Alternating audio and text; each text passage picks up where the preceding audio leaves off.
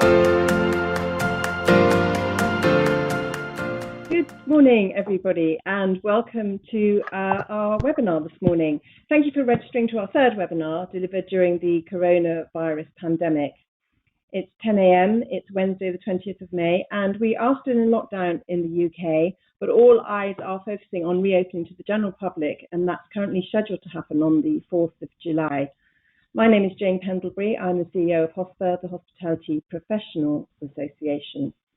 I'm joined today by Judy Grieve from Crichton, who you can hopefully see on your screen, James Slatter from Agilicis, who is on audio only, along with Pete Willis from Harry on audio, Andrew Evans you can see as well, I believe, and Gareth from Crave is also at this stage on audio only. We're going to talk through the new and existing technology that can support hotels in maintaining the now so familiar social distancing measures. We will have less contact and we cannot afford to lose that contact, but perhaps we can take this opportunity to increase our guest engagement. We will talk through some quick changes a venue can make to benefit both the staff and the guest journey through the hotel. We have a loose agenda for today, but we will welcome questions throughout, and there should be an option on your screen to put some questions in, and I'll keep my eyes on those throughout the next hour. Thank you for joining us. I hope the next 60 minutes will be beneficial. Let me start by introducing Judy Grieve, who's going to tell a little bit about herself and then pass on to the other panelists, and then we'll get into the meaty stuff. So over to you, Julie. Thanks very much, Jane. Hello, everybody. I am Judy Grieve. I'm the founder and CEO of Crichton. So Crichton is now in its fourth year. It was started in the early days as a way to help hoteliers and service departments digitize their guest information and talk more to their guests using the one device they always have with them, their good old mobile phone. Even on a panel, I have my mobile phone with me. So we've grown from there, and ultimately what we want to do is make it affordable for independents to be able to have similar technology as the big chains. Hilton and Marriott have spent $1 billion between them, making sure that all of their technology is integrated. And I don't think it will surprise anyone to find out that, well, I haven't spent $1 billion and you guys don't have $1 billion to spend. So that's what we're trying to do, is bring all the technology together in a cost-effective way. And I guess I'll hand over to Andrew. Hi, good morning, everybody. Hello from Derbyshire. My name's Andrew Evans, for those who don't know you, but if you're a HOSPA member, the chances are you do. I worked out this morning, I've actually worked in hospitality for 31 years, which was a bit scary. So, and most of those companies don't exist anymore. So I started off in operations and sort of drifted into IT when it was still a bit of a black art. And 15 years ago, I decided to set up a support company for hospitality. We started off in EPOS. But door locking is our key area at the moment. And I'll hand over to Peter. Yeah, hi, my name's Pete Willis. I'm sorry, having some video issues, so I hope you can hear me okay. Yep. I am director of Harry. Harry is an end-to-end workforce management platform specifically for the service industries. We started 4.5 years ago, helping restaurants, hotels, pubs, and retailers build, manage, and engage, and most importantly, help the most important resource, their teams. So we now have 320 clients, from doing all their sourcing of candidates, their rotas, payroll, and some of those include Radisson, EMEA, Village Hotels, Luxury Family Hotels, Harbour, the Savoy, etc. So yeah, it's all on an app, like Julie said. Our mantra is, if it's not done by mobile, it's not done at all. But I am trying to get on the camera, so bear with me, please. Thank you, Pete. James. Yes, hi, good morning, everyone. I too have been let down with technology this morning, so apologies I can't be there and seeing you in person. My name's James Slatter. I work with Agilicis. I'm the Europe, Middle East and Africa Managing Director for our operations, and I've been with the company coming up to 4 years. Agilicis has been around for over 40 years. We're a technology company, that's all we do, and all we focus on is hospitality. We can provide technology covering the full guest journey from before they come to your property, as they're checking into your property, staying at your property, experiencing all your wonderful activities on your property, to when they check out and after they leave. So we can provide a whole range of technology in that space. Myself, I've been in the hospitality technology space for about 15 years. My earliest brush with working in hospitality was when I was going through universities back in Australia. You probably picked up the accent already. I was working for a well-known pizza chain, and I used to use the point of sale system they had at the pizza chain. And as a twist of fate, when I came over to the UK, I worked for another hospitality technology company and was leading its EMEA operations. And it turned out that the point of sale system that I was using all those years ago for that pizza chain came from the same company I was then heading up in EMEA. So there you go. Looking forward to things opening up hopefully in July, like everyone else on this call. Very happy to be here and looking forward to some questions later. Thank you, Jane. Thanks, James. And last but not least, Gareth. Hi, good morning, everybody. My name's Gareth. I'm the founder and CEO of Crave Interactive. We're a British company that provides guest-facing solutions to the hospitality industry, and we've been fortunate to have hotel clients in about 31 different countries. We've obviously, like everybody else, we've rechanged our focus over the last few months. We provide solutions via mobile that are easily accessed via QR code, both for hotel directory replacements for mobile order and pay. And we've got some quite sexy stuff to do with video on there, so that actually guests via their mobile can get video personal service. So in this socially distanced world that we're in at the moment, what we think is that there could be a future in actually a personal service at a small distance, whether it be a few yards or further via the mobile phone. So looking forward to some questions, and appreciate being invited on to this event. Thank you, Gareth. Julie, can I pick up on something that I know you've talked about for a long time, completely way before we'd even heard of coronavirus or COVID-19, just on guest engagement and how that can happen even before a guest arrives at a hotel? Yes, I mean, look, I think the thing we've all got to get our head around now is the world has changed, and even if COVID-19 goes away, it's not going to change back exactly to the way it was. So from my perspective, I think that as hoteliers, we've got a great opportunity to start to talk to our guests before they actually arrive. Now, in the older days, that was probably done a lot more by email and hoping that the guests would pick up on what you were trying to tell them, all the information you were sending them to make their stay better. But actually, if you can get them to engage via their phone, I would say via an app, but whether it's via an app or a website, whatever it is, but on their mobile phone, then you've got a great opportunity to start that conversation.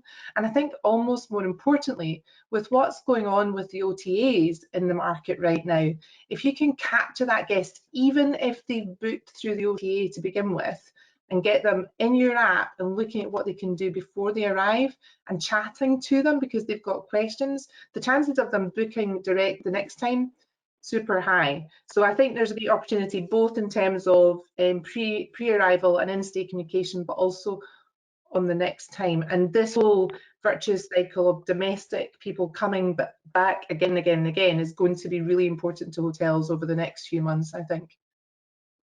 Brilliant, thank you. And you mentioned there the OTAs. That might be something we come back to later, because there's been a lot of discussion about whether we will have such reliance on them as an industry. So I know Pete has got some really strong views on that's great for guests before they come, but one of their concerns is going to be their safety when they do arrive at the hotel, which can obviously be reassured prior to arrival. But Pete, can you just talk through what hotels can do, and venues, restaurants, whatever, to ensure that the hotel is at their peak of health and fitness? Yeah, well, of course. Well, we know it's Mental Health Awareness Week this week.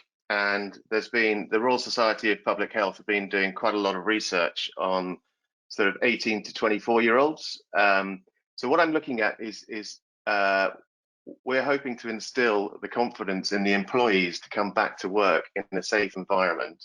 And that will in turn instill confidence in the consumer. But some 58% of 18 to 24-year-olds think that government aren't doing enough to protect the public from mental health and well-being at the moment. And a staggering 70% of 18 to 24-year-olds are anxious about the future, and 62% did not think that the hospitality sector, this was back sort of 6 months ago, even before COVID-19, was doing enough measures to take care of its employees. So what we need to do is to actually energize the economy. We've got to make sure that your greatest asset at a hotel, your employees, are confident and in a good mental health state. So what we've designed, okay, we do all this sort of technology to for rotors, etc., communications, but we set up a employee health checker app. So in the sense that this is a robust platform where every single employee can be assessed by their health for 7 specific questions relating to COVID-19, whether they've been in touch with people before. Their symptoms are all recorded on the app, their temperature is recorded, and then there gives enterprise reporting. Before people actually enter the hotel, they can then they take the test. It's all manager certified, and what this will do is it will instill confidence in the young when they're coming back to work. They know that all their colleagues are safe, and they haven't got temperature, haven't got the symptoms of COVID-19. But also when we look at sort of Andrew, Gareth, Julie's all their apps for customer facing, it actually does instill confidence for the customers. So it's all exciting. It took us 8 days from some Michigan states that it was by law over in the States where a parent company is, from hearing that to actually having it live. So we're moving fast, Jane. Yeah, that's pretty impressive. So so guests arriving can be sure that the staff are healthy as well, which is key. So that's good for the staff and good for the guests arriving at the hotel. So when they do arrive, they will no longer, I guess, have anyone valet parking their car for them. There'll be all sorts of bits and pieces that they might be used to, especially in the 5-star more luxury properties, and they may have to be subject to some sort of thermal imaging themselves for temperature taking. But one of the key areas is that area of reception when they first walk into the hotel. Now, Andrew's specialism is door locking and keys, so I know he can talk very knowledgeably about that, but he's also got other opinions on guests arriving, their first impression of the hotel, and how that can be made easier with all these worries and fears that are currently around. Can I hand over to you, Andrew? Thank you, Jane. So obviously mobile keys been talked around about for several years, but as we all know, hospitality is quite slow to adopt any I was going to say new technology, but any technology. So out in the real world, you've got a mixture of people still using mechanical keys. Mag card is still 98% across the marketplace, and RFID. Now, if you've bought RFID from whichever vendor over the last couple of years, the likelihood you've got a very easy upgrade path there to mobile key. If you're on Mag card, it's going to be expensive because you've got to replace all your door locks. So that's the challenge for hoteliers in the current climate. A lot of my customers have been looking at what they expect in terms of occupancy rate. I was going to say post COVID-19, but it's not really post COVID-19, but it's the new world. And they're trying to take a pragmatic view of, if you want to be in business, you're going to have to accept COVID-19 is here to stay and move forward, or you give up or you shut up shop. That's your 2 choices. The one thing I'd like to pick up on is going back to what Julie said about engagement. I think regardless of what you do around mobile key, and obviously I'd love people to go out there and buy mobile key, is you've got to be very proactive with your engagement to guests. This new guest journey, they are not going to understand. They are not going to turn up at reception you're going to try and actively discourage that. So you have got to proactively tell the guests what is going to happen all the time. And we've had a customer recently who's just signed up for mobile key, and I've said to them, listen, you need to keep the customer informed. It is no good you putting in mobile key, not telling your guests. They get an email, it goes into their junk folder. They then turn up at the hotel and come down to reception. You've got to be actively, engagement now is key to the whole, if you like, the whole survival of the sector. You've got to tell what's going on. Can everybody hear me fine still? There's a bit of echo. Yes. You're fine. So yeah, so my top tip is you've got to tell the guest what's going on, and technology isn't a silver bullet. You've got to manage it and manage that soft bit in the middle, the people bit, and move forward. David Pride picked up last week that technology by itself isn't a solution to this, and you've got to manage that people bit. And obviously guests are going to be very confused. They might be scared about stuff. So you've really got to reassure them, give them that confidence. And that's it, really. Brilliant. Thank you, Andrew. So yes, engagement, that's what we're all about today, and how we can engage with the guests. But there's going to be a lot of fear, I don't doubt, and there's been lots of surveys on this, which Pete referred to as well. But we're not going to be able to see the breakfast buffet, that's a given. Food and beverage service is going to be somewhat different. Gareth, can you talk us through how you envisage food and beverage service to be, certainly at the start of the pre-opening? Yeah, absolutely. So obviously we've got a number of challenges. You mentioned the breakfast buffet. We're likely to have lower capacity because of social distancing in the restaurants.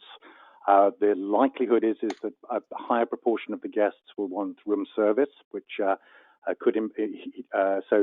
I think we're going to see more people, more hotels offering an order and collect, where the guests actually order and collect food to take the food back to the room. So there's quite a few things there to get the head around. I think if we were to look at the breakfast buffet situation and imagine that we're back to a good capacity, so that we're looking at feeding large numbers of people quickly, we think that actually tables will be booked in advance, and that'll become a far more common thing, not just for tables in our restaurants, etc., but potentially where we have cabanas and poolside lounges, etc., where there's limited capacity there. I think there's a lot of things where actually the guests will be quite comfortable booking their slot in advance. With the sort of mobile technology that my company does, Crave, but also several others, when people order via their mobile, there are options there where you can pre-order, which of course can cut down the table turn times, etc., and be of convenience to the guests. So combined with booking and pre-ordering, hopefully we'll be able to sort of feed people, without having the breakfast buffet scenario. For the restaurants, we're getting a lot of interest, obviously, in order and pay from the table, possibly where the guests go and pick up their food from a collection point.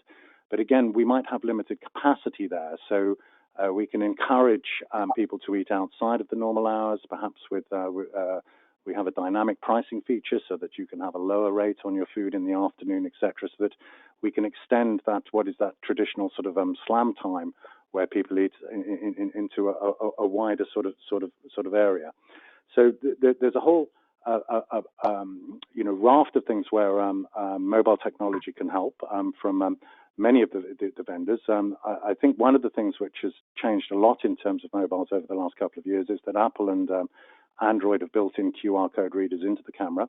So it's very easy now to actually go and access services, whatever they are, as long as your guests have a phone that they can point the camera at a code, and they can instantly get access to the services that they require. So the same applies to bars, restaurants, or ordering in the room. So I hope that there's never going to be one size fits all in this industry. The variety is what makes this industry great. But I think that the mobile phone is, rather than, as many people might know, my company does tablets a lot of the time. I think our future is actually going to be more with the mobile. The mobile phone is the one thing that that the guests will be able to trust because they're in total control of it. And combined with very easy payment methods, we can get away with not having to handle cash or payment machines, etc., if you don't happen to have a credit card on file, so that you can still sell. Depends on, obviously, the hotel as to whether they do that. So quite a lot of new things to try out. A lot of them are already proven anyway, so there's not too much risk in it there. But obviously, a rethink of the whole F&B system as to how we can serve those guests, in a safe way, both for the guests and also for our staff.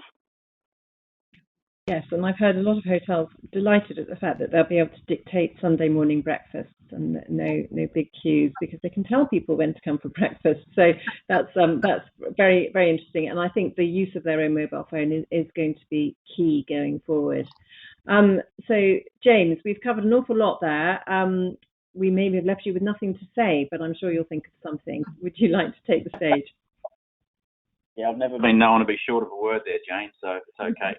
There's some great feedback there already.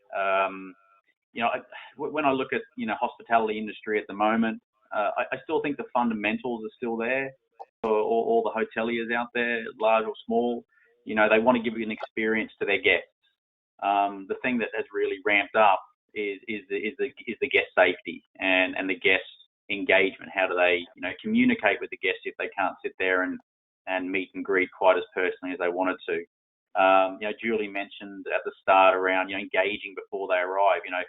Having a level of personalisation, bringing in that personalisation, knowing your guests a little bit better, what their preferences are, what they like to do, their behavioural characteristics, so that you can send them communications which are more personalised, therefore more engaging. That's going to be important. How we can weave in some loyalty programs. With things starting to get back. With people travelling again. The younger population, more local population versus overseas, and certainly leisure guests are going to be the ones that get going sooner. So putting in some sort of loyalty program to take advantage of all the lovely services and like on a property, I think is going to be key. We've talked about the guest phone. That's their safe zone. The mobile phone is their safe zone. So everything's going to have to effectively work through there as much as we can. Not everything's going to be able to. Andrew talked around, RFID keys, and some will have mag stripe keys or physical keys, and it's going to be challenging to maybe change all those straight away. So we're still going to have to integrate, new technology with old processes, which is going to be important. I think that maximising revenue, with occupancy rates and social distancing causing capacity, decreases in food and beverage, we've got to maximise every chance of revenue we can. So upselling, our guests, with personalised offers, monetised services.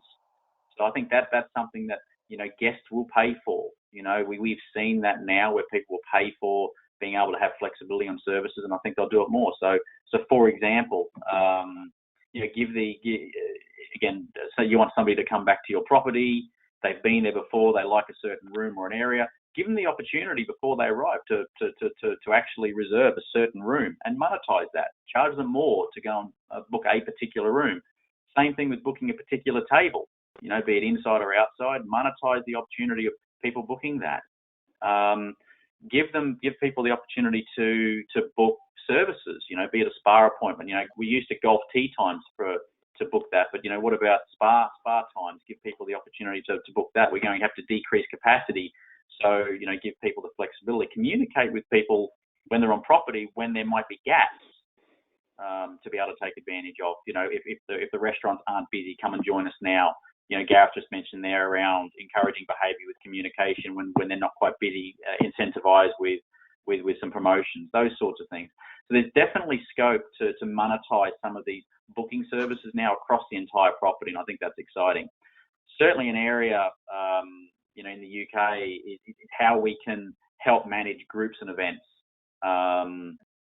We talk about personalised service for individuals, and that's important. The impact of OTA is not necessarily having information to reach out to them, to communicate, to start that engagement process is challenging. So it's having multiple ways of getting a hold of them, be it email, be it SMS, text message, but also try and bring in ways to personalize the group experience, the event experience.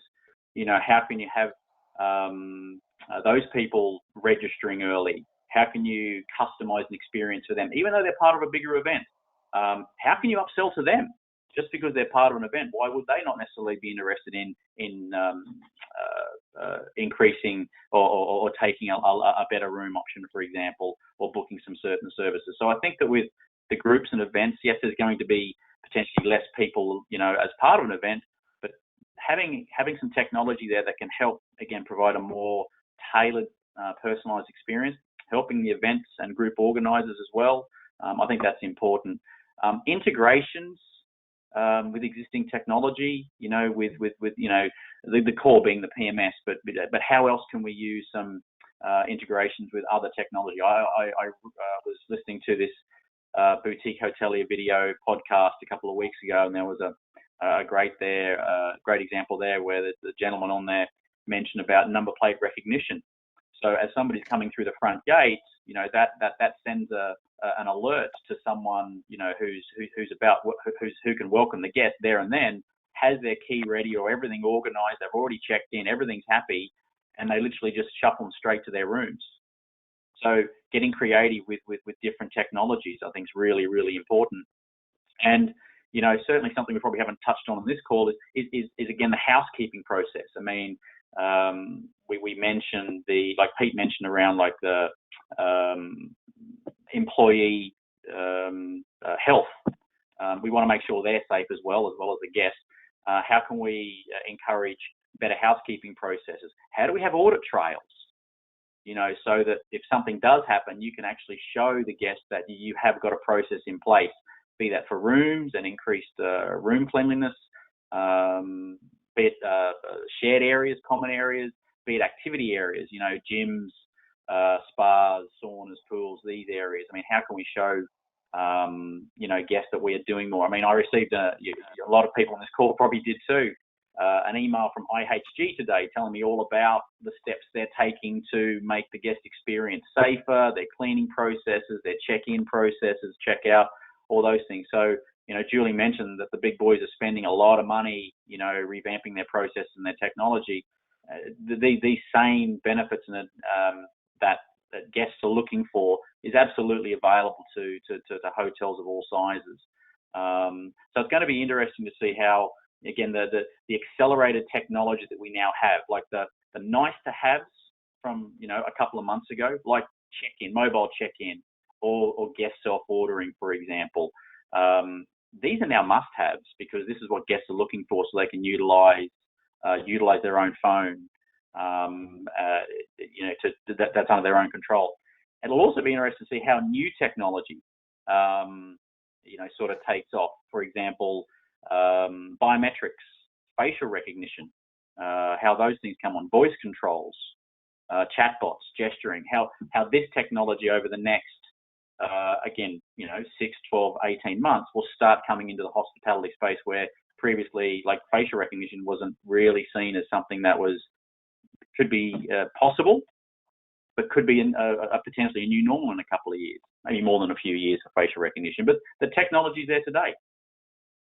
Yeah, it is a very interesting point that a lot of what we're going to be talking about today has been talked about way before this current crisis. But it's just, I think hospitality would be the first to admit that don't normally lead the way on technology. The suppliers might, but the uptake isn't necessarily there. But hopefully, some of that will have to change because they'll be forced to by the new government regulations.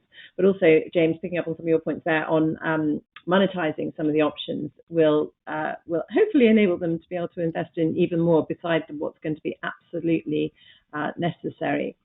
I'm just looking at the questions that are coming in quite thick and fast, actually. I don't think I'm going to be able to address them all. But one I think that you might want to pick up on, it's from Melanie Becker, who's asked, what about the safety of the staff when facing potentially ill guests? Have you got a thought on that? Yeah, well, I think that's stage two. As very much a sort of a GDPR question as to what data you can pick up on guests. I think, well, of course it is. If you've got housekeeping, you're going in cleaning, maybe sort of there'll be less rooms to clean, maybe 12 rooms in a day.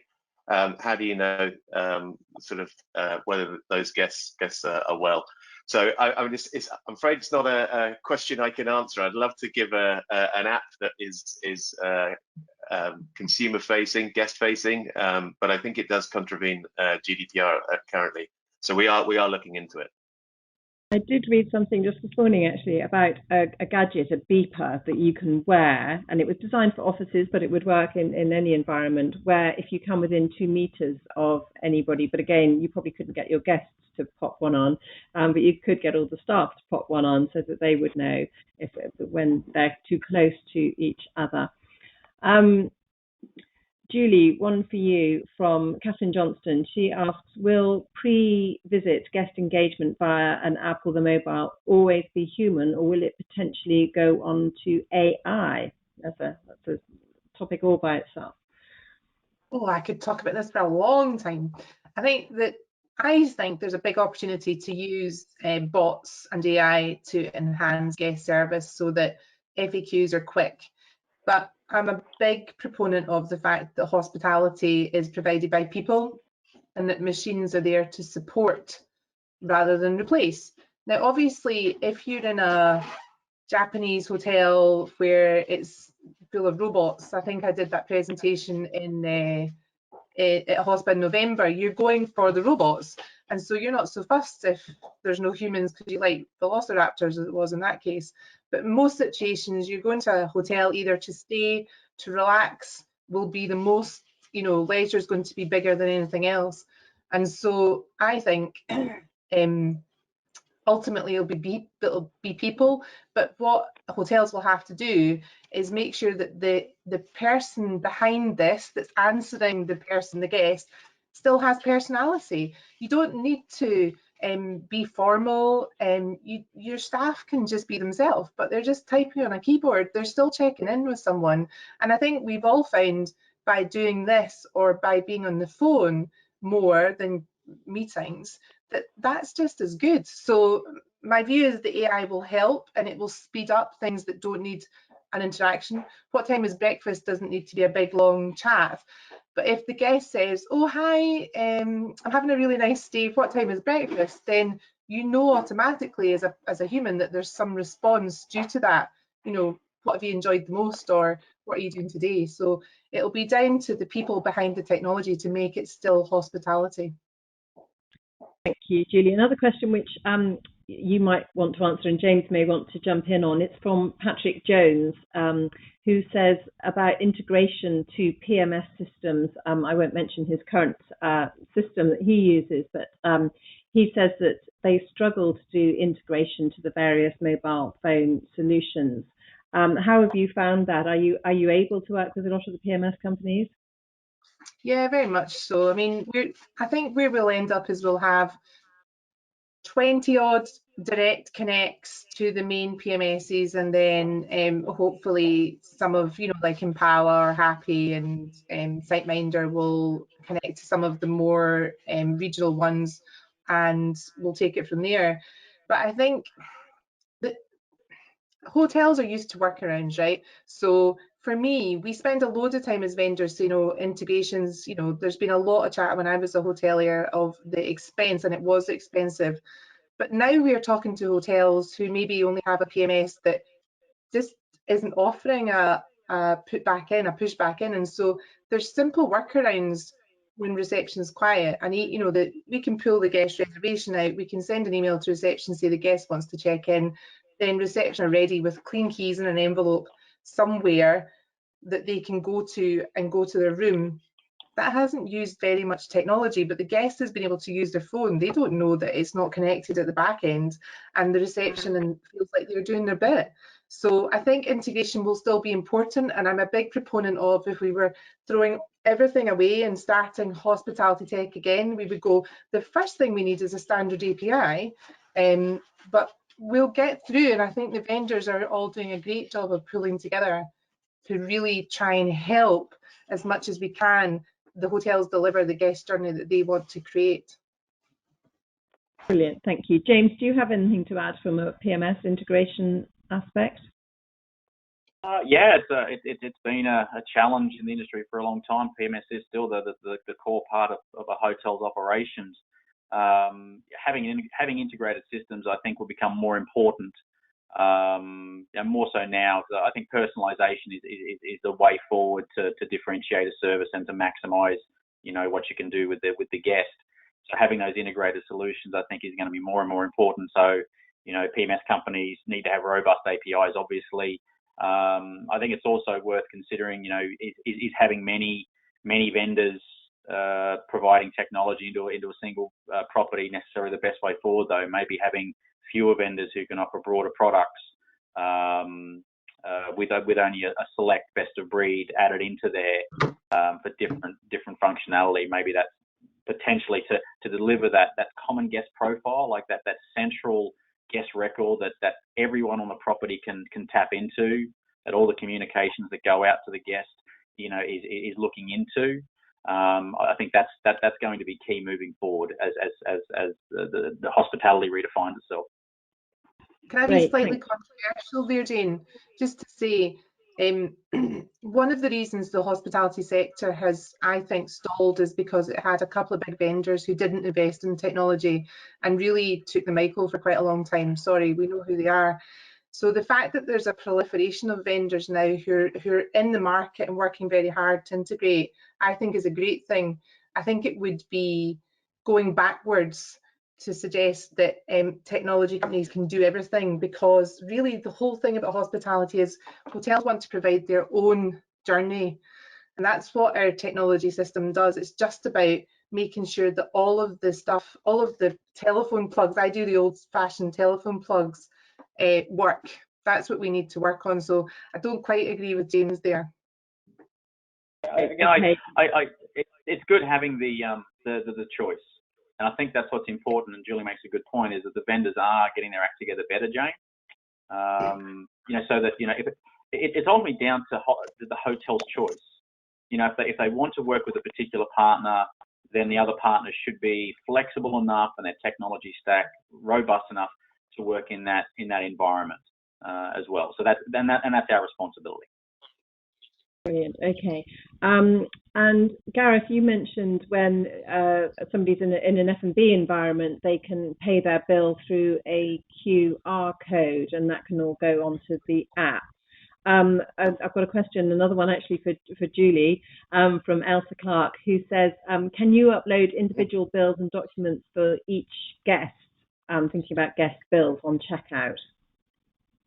Oh, not yet, but nearly, so nearly. My roadmap is all over the place, and I'm going to say it. It's going to happen with Opera first, which is sad for me, but that's just the way it's come. So yeah, in the next couple of months, we'll be able to have the guests pull their folio in, approve it, and sort out the payment, and that'll be done. And then we'll work really hard to do that with all of our PMS integrations, because it's the way forward. So yeah, and I know that actually the payment side of it was always going to be painful for hotels with strong customer authentication.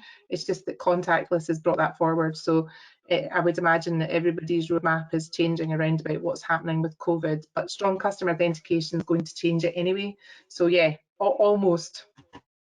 Okay. So James, Gareth here. So we've got some payment integrated that's in there, and there is where guests are given the option. It's obviously up to the hotel, but where the guests go and pay with their order, which often happens in the restaurant table or the bar.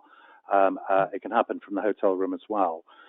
There is this essence of the guests actually need a VAT receipt a lot of the time there. So we have a simple button on there that automatically emails them the VAT receipt, and the reporting side of things is very important, both for the hotels and the restaurants as well as the guests that are ordering stuff. So there's a lot of work that we've been putting into that.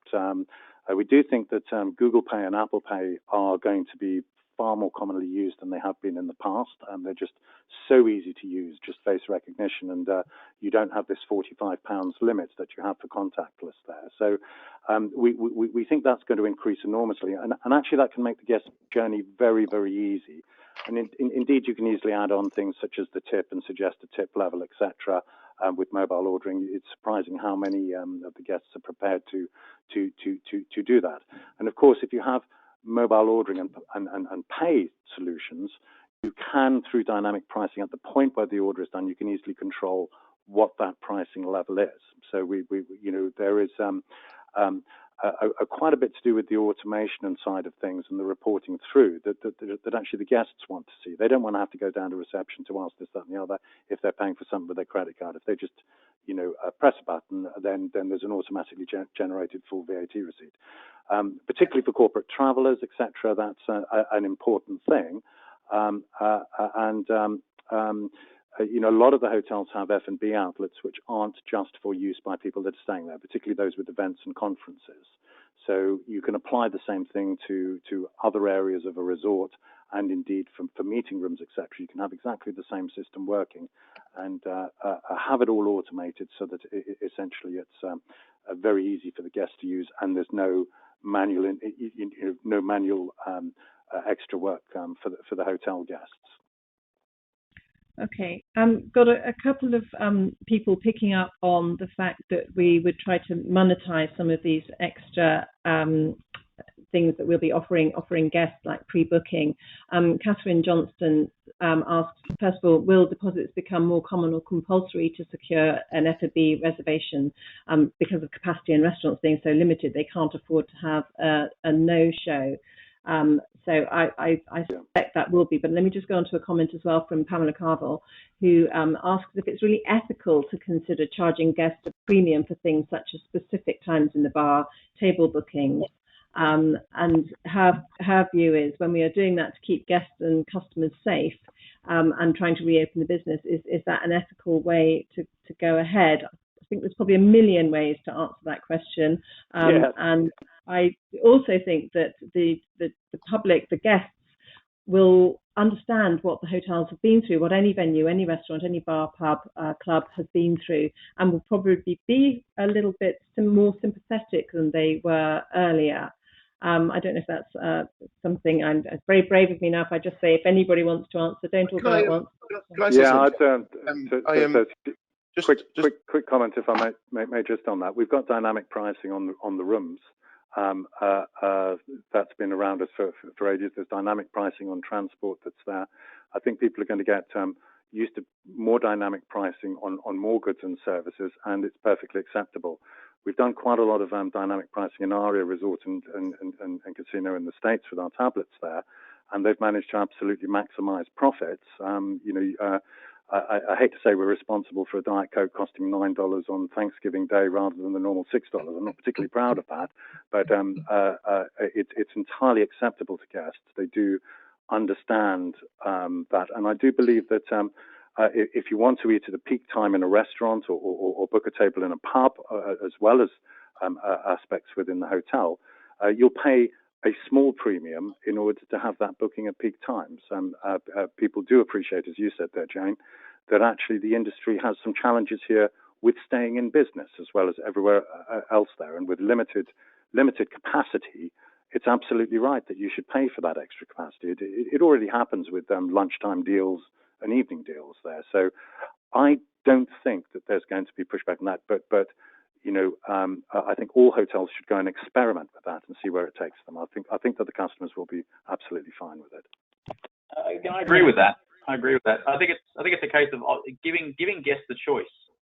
So exactly. You give them the option to be able to book something at a premium, or you still give them the standard offering. So I think it's absolutely right, and people and guests will follow with their money, I think, in that thing. Yep. And in terms of bookings for deposits for bookings, again, yes, I think that will become more common. I think where the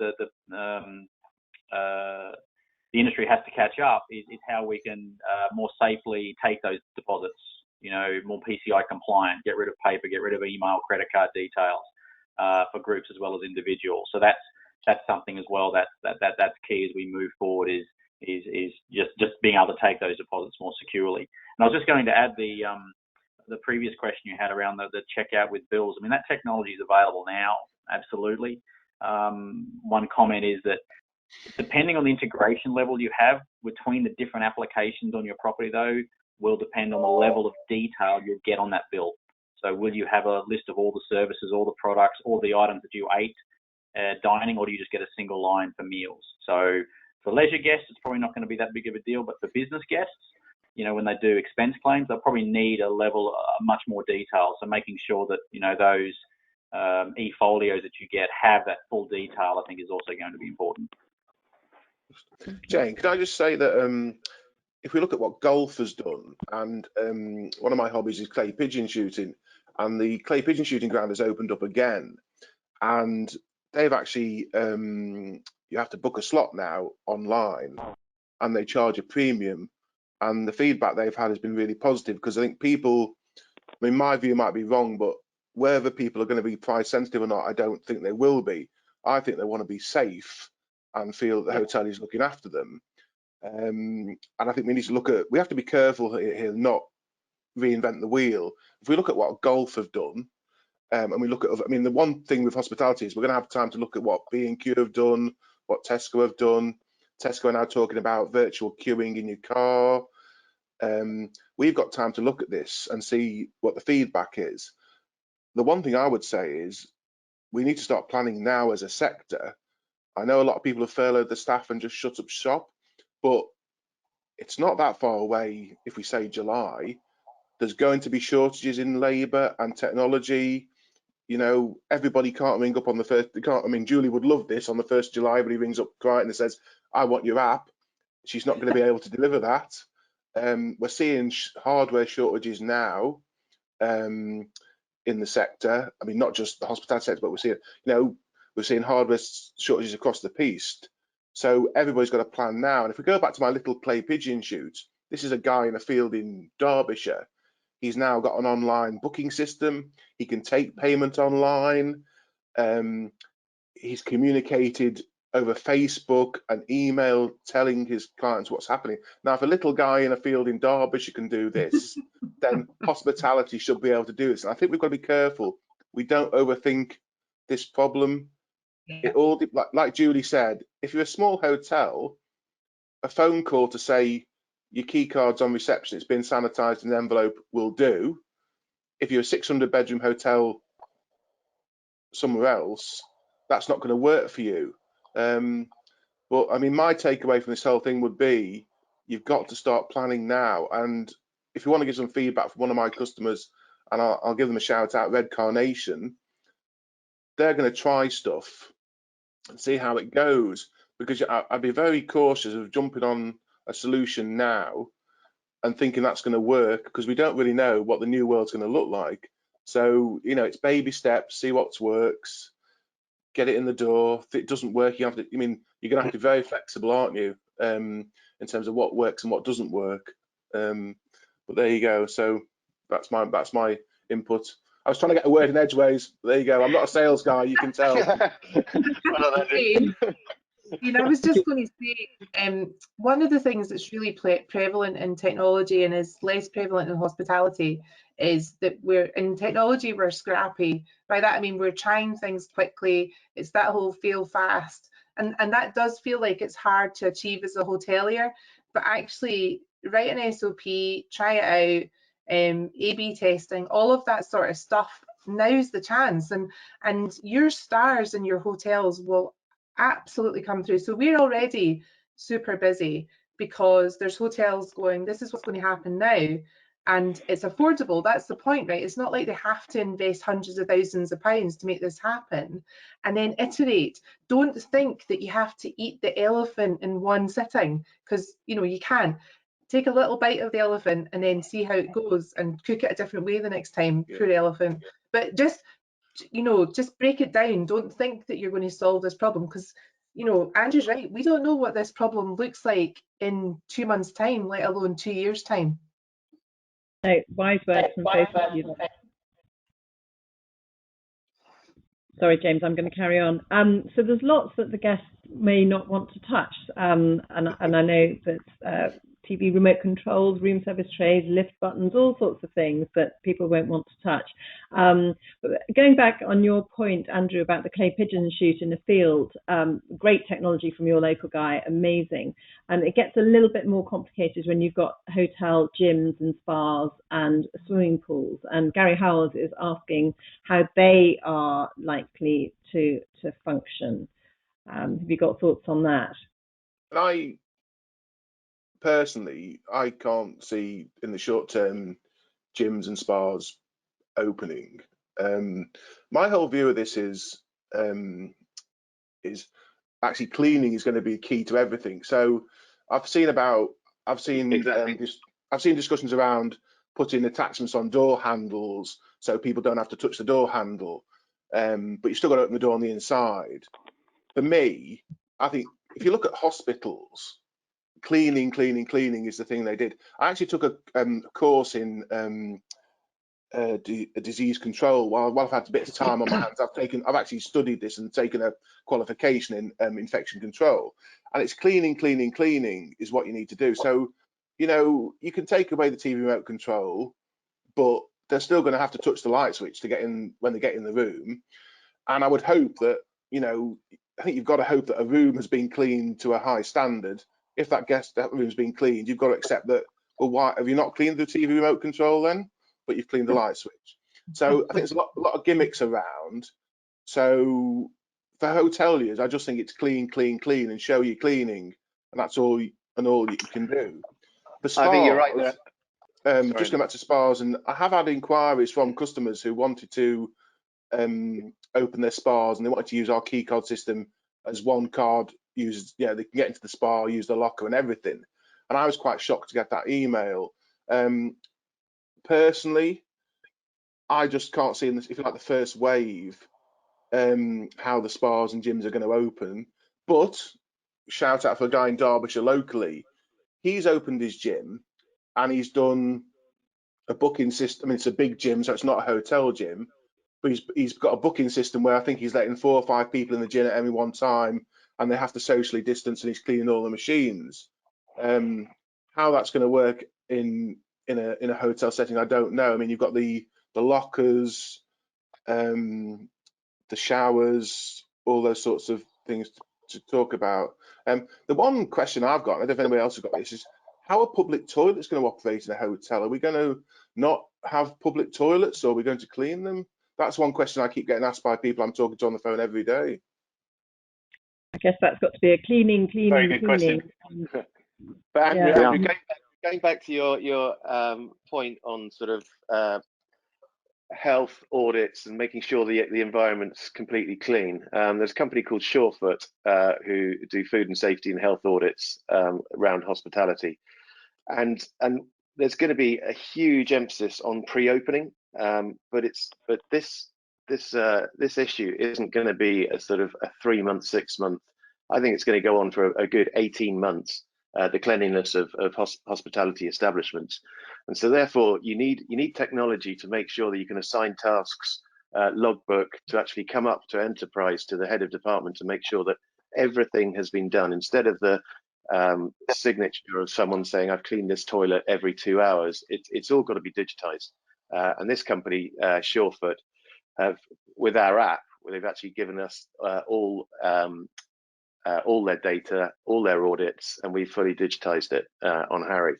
But I think when it goes back to that question, when someone asked me about the guest, there's a private members club in London who've bought the employee health app, but they've actually said, can we actually check the health and temperature and record it of our members, because there's a finite, they've actually got the list of members, whereas when it's unknown guests coming in and they won't return again, it's slightly more difficult. So gyms would work to that respect. Hotel spas have actually said, well, look, how can we use that technology? But I think the actual the hygiene element is massively important for employees and guests alike.